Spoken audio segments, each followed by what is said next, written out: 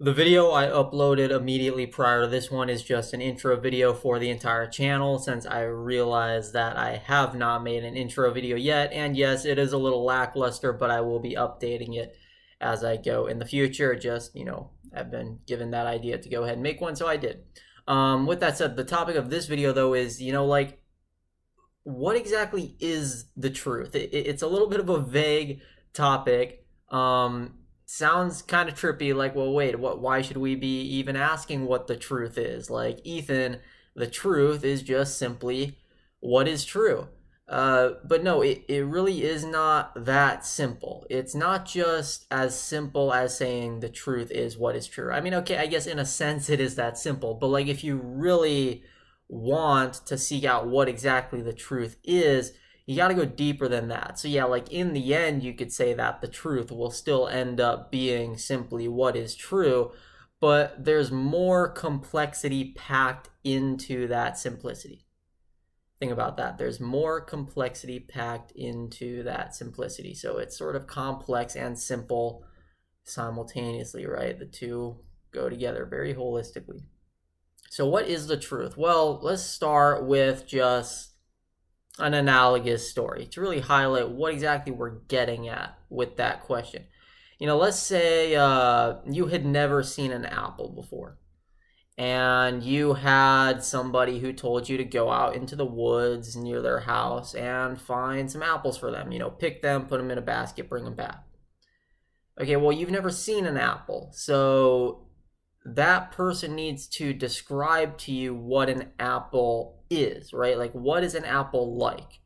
They can describe to you its shape, its texture, its consistency, its color, all its features, what it hangs or grows off of, all that stuff. So basically, they would give you a set of criteria, and so you would know that if you were to run into something, anything in the woods, which fulfills or satisfies all those criteria, you will know that you have found an apple or apples, right? You will have found the thing that you were seeking. Okay, so that's what you need to do before seeking something. You need to basically lay out the criteria for what it is you're looking for. You need to satisfy that list. All those features, all those traits. Now, notice something. When it comes to truth, a lot of people will say, oh, the truth is this, the truth is that, the truth is isness, the truth is consciousness, the truth is nothingness, the truth is that life is a dream. They'll say all these things, but that's really just like saying the truth is an apple. Okay, so you're telling me what's there, like what is true, but you're not telling me what the truth itself is. You're not telling me what the apple itself is. Do you see what I mean? Like, it's easy to say, okay, an apple is a fruit that hangs off an apple tree, but what is that? What is an apple? What is a fruit that hangs off an apple tree? What is that thing? So all these people, they'll throw out these, descriptions and say that they're the objective truth, that consciousness is the objective truth, that isness is the objective truth, that this and that, that life is a dream, that is the objective truth.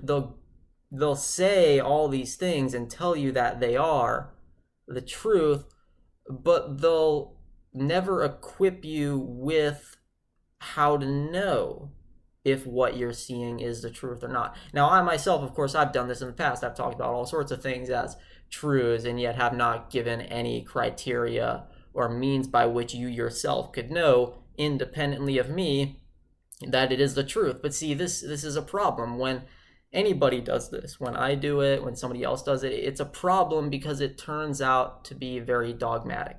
To just tell somebody what the truth is without telling them what truth is. Do you see the difference? There's a difference between telling somebody what the truth is and telling somebody what truth is. The truth versus truth itself, right? You're telling somebody that there's apples out there versus telling somebody what an apple fulfills, or what set of criteria it satisfies, so that you yourself could go out there and check and see, okay, yeah, there are apples. I can, validate that for myself, even though I've never seen an apple before, right? Because you learn what sorts of traits apples satisfy. And so even if you've never seen it before, you can go out there in the woods on your own independently and see, yeah, there are apples. So nobody gives you that. Nobody gives a set of criteria that the truth should fulfill. And now people will say, oh, well, Ethan, maybe the objective truth has no criteria, right? Like maybe it's just empty of all criteria. And yeah, there's a point there to be made, but we'll get to that later. Let's just start with this, analogy of looking at the truth as needing to fulfill a set of criteria in the same way an apple does. We'll outgrow this and transcend this later in the video, but we're starting here, we're using this, and then we'll kind of, let go of it like a raft. So, looking at the fact that we need this set of criteria to fulfill what the truth is important, because think about it this way.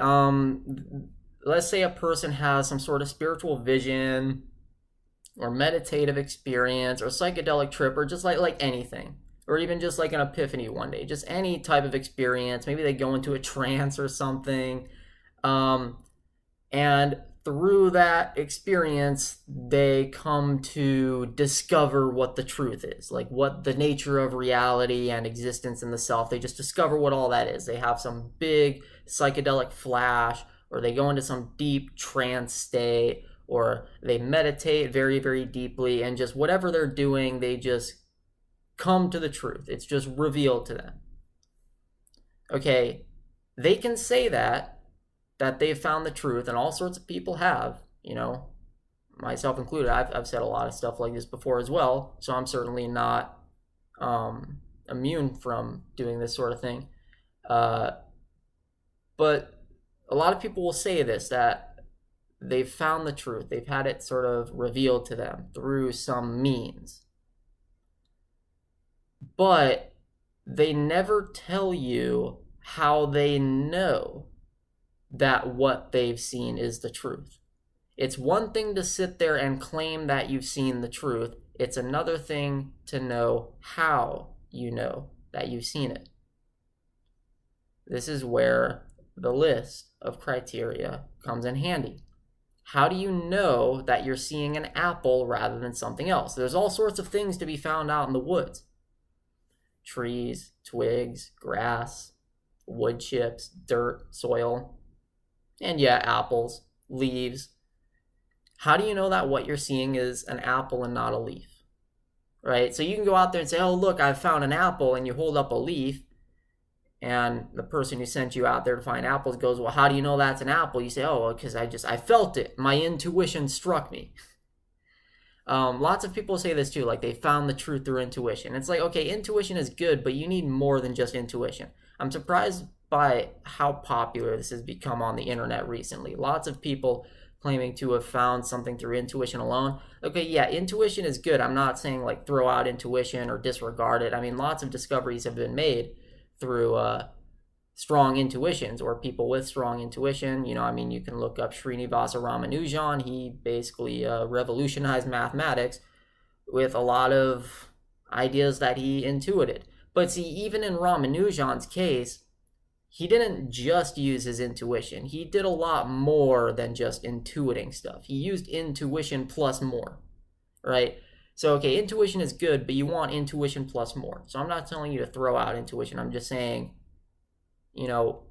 add more. You see, that gives you a stronger chance of discovering something. So it's not that intuition is bad. It's just that it's better to use it plus more. See, because Ramanujan, he used, yes, intuition, but he also used proofs, and he had to learn formal mathematics in order to guide his intuition to those proofs and all sorts of things. So intuition alone shouldn't be satisfactory. You got to really pull out all the stops, really get everything in there, or at least as much as you can in there, intuition plus otherwise. You see? So you can't just pull out a leaf and say, oh, well, I felt it in my being. I intuited that this was an apple. That's not good enough. Intuition can be wrong sometimes, especially if you're only relying on intuition rather than using it in addition to other stuff. Yet for some reason, this has been very popular for people to just intuit the truth. Say, oh, I felt it in my being. I could just tell that it's the truth. I can't explain to you how I know, I just know. But this is very weak. See, how do you really know that what you're seeing is an apple? Again, you look at the set of criteria and you find something which fulfills all those criteria. Now, you can use intuition to locate things which fulfill those criteria. Maybe that's something you do. But again, there's more than just intuition. See, you've got intuition plus the criteria in that case. So it's not enough to just go into a trance or take a psychedelic or meditate or have some vision and just come to the truth and say, oh, I found it, I know it, I feel it. It's not good enough. Before we see what the truth is, we need to ask ourselves, how are we going to know it when we see it? We need a way to know that we've seen an apple once we see it beforehand, prior to it, right? See, it should be something timeless. The truth should be something that you have a way of knowing it's going to be there before you get to it. Basically, like you have some way of knowing what it's going to be like before you see what it's like. This may sound like we're restricting ourselves to a certain viewpoint, but trust me, we're not going there. You'll see how later as we dig deeper into this. But it shouldn't be something that needs to just come in a flash, right? Like, oh, nah, I've seen it, I know it. No, like there should be a very rigorous way to tell that you've seen it, which means it stretches from something that's established prior to it. Like it could essentially be prior to itself. That's a way of putting it. It can be prior to itself. So we could have a set of criteria prior to it that informs us that we've seen it, such that we have that set of criteria before we even go out and look for it. Okay, so we need a set of criteria to know what the objective truth is. Now, let's go back to the point that was made earlier in this video. This question that could be brought up to me here in that, well, Ethan, what if the objective truth does not satisfy any set of criteria? What if you're thinking about this too hyper-technically? Okay, that's good. Yes, there is a case to be made for that, and you'll see how that actually wraps in. But it's not just about laying out a set of criteria and having the objective truth satisfy all those criteria. It's not just about that sort of hyper-technicality. There's something here that goes deeper than those technicalities. And it's the fact that we need a way to know that we see the truth once we've seen it. A set of criteria is just one hyper-technical way of doing that, but there's other ways of doing it. We need a way to not just see the truth, but see the truth and know that we see the truth and know that we know that we've seen the truth and know that we know that we know that we've seen the truth. Like, we need that sort of groundless, solid regress, right? Technically, we don't. That's for lack of better terms, but you'll see what I mean. So for lack of better terms, let's come up with a quote-unquote set of criteria for what the objective truth should look like. We're not going to say what the objective truth is. We're not going to say, oh, it's consciousness, or it's nothingness, or it's isness, or this or that. Now, yes, given where we're going later in this video, there are definitions of those things like consciousness and nothingness or isness or whatever. Like, there's definitions of those that could be made to be trivially explosive and satisfy where we're going in this video. But just looking at that stuff in of themselves, looking at, consciousness or nothingness or isness, it's not enough. You'll see why. So rather than giving you the truth, what we need is truth, right? Not to say what the truth is, but to say what truth is. What quote-unquote set of criteria does it satisfy? And you'll see that it's actually more than just a set of criteria. It goes deeper than that hyper-technicality. So here's what I would say would be a good quote-unquote list for the objective truth to fulfill. Is that for something to be objectively true, that means it needs to be true in any and all cases, right? It's not just a relative truth. It's an objective truth. The difference between something being relative or subjective and something being absolute or objective is that relative slash subjective truths, those are true relative to certain circumstances. Whereas an absolute slash objective truth is going to be true in any and all circumstances, right? So the relative truths are true in some, the absolute truths are true in all. So in order to have an objective truth, we need a truth that is true in any and all circumstances. Well, what does that mean? Well, we don't know how many circumstances exist, right? Or at least, we shouldn't be so cocky to say we do. So if we don't know what any and all circumstances means, it's best to just expand that as large as we can.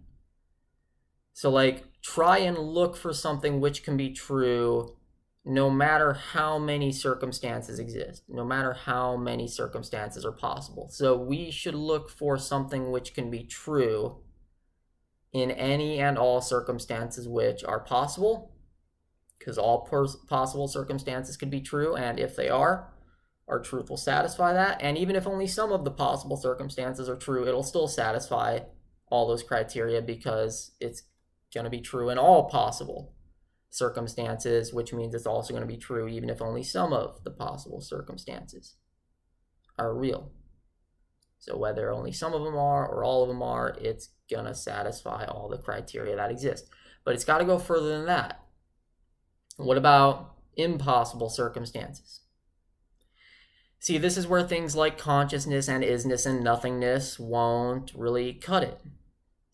Because think about it this way, okay, let's say reality is boundless nothingness or something like that. You can say, well, it's boundless nothingness, so it's impossible for there to be anything more. Okay, that's great and all, but what if by some illogical means impossible circumstances exist such that somehow there manages to be more stuff beyond the impossible nothingness, even if it's there, right? Even if it's boundless. I didn't mean impossible nothingness, I meant boundless nothingness. But what if such impossible circumstances do exist? Well, then that boundless nothingness would no longer be objectively true. Because yeah, it'd be true in any and all possible circumstances, but it'd become false as soon as we move to impossible circumstances. That would render it relative. It'd no longer be objective or absolute. Same thing with consciousness. If you say consciousness is impossible to transcend, it's impossible to go outside of your own direct experience. Okay, yeah, sure. We could say it's impossible to go outside of direct experience or to go outside of consciousness, but what if those impossible circumstances exist? Who's to say that illogical, impossible circumstances don't exist? And if they do, well, it's relative now. Direct experience becomes relative, which of course is a brain twister. Like, your direct experience is always here for you. It's like, well, Ethan, how could it be relative? It's like, no matter what, it's always here. It's the whole Descartes quote of I think, therefore I am. Reality could be anything, but at least I can say with certainty that I'm here having a direct experience. So Ethan, that seems to be objective. Well, sure, unless impossible circumstances exist which can make it non-objective and relative, even if it is objective, right? It could make an objective thing relative, as illogical as that is. So sure, yeah, I mean, here it is. Here is your direct experience. It's so certain, yet just be aware of the quote-unquote possibility or impossibility that there could be stuff further than it, and even more solid and certain than this here right now. That's where it becomes a brain twister. How could something be more certain, more solid than just this direct experience happening right now? Ethan, that makes no sense. Well, yeah, it doesn't make sense at all, but okay, what if nonsensical stuff exists? So saying that feels weird is not an argument. It's not good enough. So if such weird, nonsensical stuff exists, it fails. It's no longer objective. Now, of course, somebody could object to everything I'm saying in this video and say, well, Ethan, where you're going with this outlining of the criteria for an objective truth, you're making it sound as if we need to assume that all possible circumstances exist and all impossible circumstances exist. But no, that's not what I'm saying. What I'm saying is that if we want something which we can truly call objective, ideally we want to search for something which is strong enough and flexible enough to be true no matter how many possible or impossible circumstances exist, right? Like, so they don't all need to exist. I'm not saying that all possible circumstances need to exist or that all impossible circumstances need to exist. I'm just saying that we're coming up with a truth which is so flexible that even if those things do exist, it's not going to be dethroned, right? It's not going to be rendered relative by those things if they're real, even if they're real. So if they're not real, it's, of course, still going to remain standing. So it's going to remain standing whether all these possibilities and impossibilities are real or not. That's what we're doing here. We're creating something which is hyper flexible in that it can remain true no matter what, no matter how many possible circumstances are real, no matter if impossible circumstances are real, just any and all of them could be there and it'll still remain true. That's where we're going. So no, we do not need to assume that all these things are real in order to reach the goal of this video. So let's keep going. So an objective truth, if it is to be true in any and all cases, it's got to be true in any and all possible cases, any and all impossible cases, even if there's cases further than possibilities or impossibilities, it's got to remain true in all those. Again, whether or not they are real. Here's the kicker. It should even be true even if it's false. So it should be capable of including its own negation, because let's say there was some case that existed in which, despite being objectively true, somehow, nonsensically, the objective truth failed to be true even though that makes no sense. Well, if it's objectively true, it could remain true in any and all cases, which means it could remain true even in cases in which it is false. So it could remain true even as it is false. So it could include itself being false. It could include its own negation, its own opposite. It would include its own opposite. It's kind of non-dualistic, right? But of course, it would go further then, right? Because we could negate all of non-duality and it would include that. So we get sort of explosively non-dualistic and explode beyond non-duality using non-duality. So yeah, it could be true even if it's false, even if it's both true and false, even if it's neither true nor false, any and every case. You see, if we could find something which satisfies all that, that would be a very strong case for an objective truth, because we would know that it is so flexible that it could remain true in any and all of those cases, in any of the possible cases, any of the impossible cases, even any of the cases in which it is false, or neither true nor false. And now here's where we harp back to what we were going over earlier in the video, which is, well, what if the objective truth does not satisfy any set of criteria? What if that's too technical of a way of thinking about objective truth? Okay, well, even if there were a case in which there was no criteria, yes, an objective truth would satisfy that as well. So it would also be true to simply say that it has no criteria, because again, it's going to be objectively true, which means unlike relative truths, it's going to be true in any and all cases. So it's going to be true even in the case of there being no criteria for the truth to satisfy. So even if it is a non-criteria truth, it's still going to be true. So whether there are criteria for it to satisfy, or whether there's no criteria for it to satisfy, or there neither is nor isn't, just no matter what, in any and all of those cases, it is going to be true because an objective truth needs to be strong enough and flexible enough to be true in any and all cases by definition. That is where we outgrow the apple example. So see, we laid out a list of criteria that apples need to satisfy such that you'll know that you're seeing an apple once you've seen one. Here, we're doing the same thing with the objective truth, but the objective truth covers such a vast range of cases and criteria that it outgrows even the very need for having a list of criteria at all. Because it can even be true even if there is no such list of criteria for it to satisfy. Even if it completely transcends all criteria, it's still going to be true in such a transcendent case. Find something like that, and you will know that you have seen the objective truth, right? Find the thing that satisfies what an apple is. Find the thing that satisfies what truth is, and then you'll know that you've seen the truth. You'll know that you've seen the truth because you'll know what truth is. So we don't need to be dogmatic and throw out all these ideas like, the objective truth is anythingness, like I say on this channel, or that it's infinity or consciousness or whatever.